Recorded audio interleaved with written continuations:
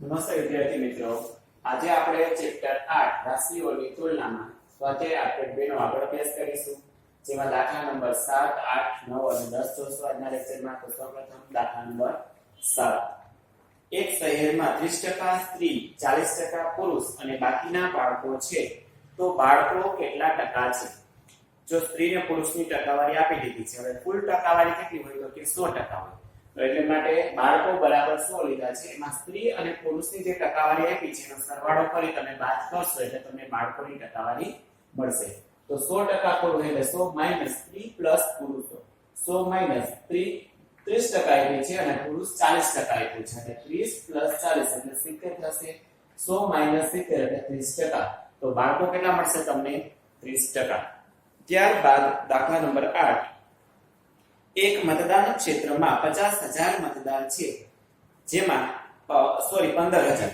એક મતદાન ક્ષેત્ર છે એમાં 15,000 મતદાર છે, જેમાં 60% એ મતદાન કર્યું. 60% એવું કીધું છે મતદાન કર્યું. તો મતદાન ન કરનારની ટકાવારી શોધો. જો બેઝિક છે, 60% એ મતદાન કર્યું છે તો કુલ ટકાવારી 100 હોય છે.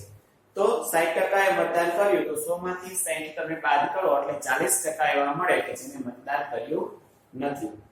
તમે શોધી શકશો કે કેટલા મતદારોએ મતદાન નથી કર્યું અને કેટલા મતદારો છે એ પણ આપણે શોધવાનું છે. તો 40% એ નથી કર્યું આપણને ખબર છે, અને કુલ મતદાર 15,000 હતા એ પણ ખબર છે. એટલે કુલ એટલે કે 100%. તો 100% બરાબર 15,000 મતદાન, તો 40% બરાબર કેટલા? 40 × 15,000 છેદમાં 100. છેદ ઉડાડતા વધશે 40 × 150, ગુણાકાર કરતા આપણને મળશે 6,000, એટલે કે 6,000 મતદારોએ મતદાન કર્યું નથી. ત્યારબાદ દાખલા નંબર 9. મિતા તેના પગારમાંથી ₹4,000 બચાવે છે. એના પગારમાંથી 4,000 બચાવે છે. જો તે તેના પગારના 10% હોય, એના પગારના કેટલા ટકા છે? 10% છે, તો તેનો પગાર કેટલો હશે? એટલે કે 4,000 બચાવ્યા છે, પગારના 10% છે, તો 10% અને 4,000 બંને કેવું થશે? સરખું. તો કે 10% બરાબર 4,000. તો આખું પગાર કુલ પગાર શોધવો છે, તો પગાર કુલ કેટલો હોય? 100%. તો 100% બરાબર કેટલા? 100 4,000 ગુણ્યા અને છેદમાં આવશે 10. અહીંયા 0 આપણે છે ઉડાડશું એટલે વધશે 100 અને અહીંયા વધશે 400 એટલે કે 40,000. તેથી મિતાનો કુલ પગાર 40,000 રૂપિયા હશે. આ રીતે તમે પગાર શોધી શકશો. ત્યારબાદ દાખલા નંબર 10 છે. એક લોકલ ક્રિકેટ ટીમ એક સિઝનમાં 20 મેચ રમે છે. એક સિઝનમાં કેટલી મેચ રમે છે? 20 મેચ રમે છે. તેમાંથી 25% મેચ જીતે છે. 20 મેચ રમે છે એમાંથી 25% મેચ જીતે છે, તો તેઓ કેટલી મેચ જીત્યા હશે? હવે કુલ મેચ કેટલી રમે છે? 20, એટલે કે 100% થશે ને કુલ મેચ.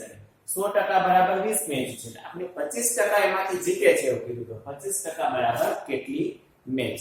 તો 25 × 20 અને છેદમાં આવશે 100. તો 20 500 છેદ ઉડાડ્યા, બરોબર છે. 25 અંશમાં આવશે અને 5 છેદમાં આવશે. 25 ના છેદમાં 5 એટલે કે 25, એટલે કે કેટલી મેચ?